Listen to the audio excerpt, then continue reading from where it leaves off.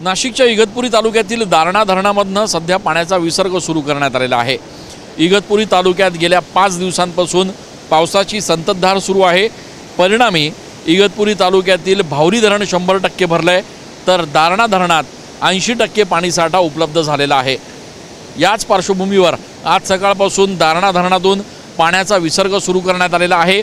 धरणाचे 5 गेट जे आहेत ते या ठिकाणी उघडण्यात आलेले आहेत आणि 8000 क्युसेक्सनं पाण्याचा विसर्ग जो आहे तो सुरू करण्यात आलेला आहे।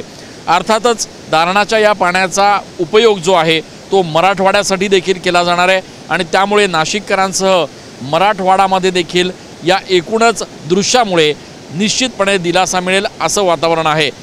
गेल्या 4 दिवसांपासून पावसाचा जोर वाढलेला आहे आणि पुढचे 48 तास पावसाची संततधार अशाच पद्धतीने सुरू राहणार असल्याचा हवामान खात्याचा अंदाज आहे। त्यामुळे इतर छोटे मोठे धरणं देखील पुढच्या 48 तासात भरतील अशी अपेक्षा आहे। एकूणच या सगळ्या परिस्थितीमुळे नाशिककरांचा तरी यंदाचा पाण्याचा प्रश्न सुटेल अशी अपेक्षा आहे। कॅमेरा पर्सन आकाश शेवलेसह मी चंदन पूजाधिकारी TV9 मराठी।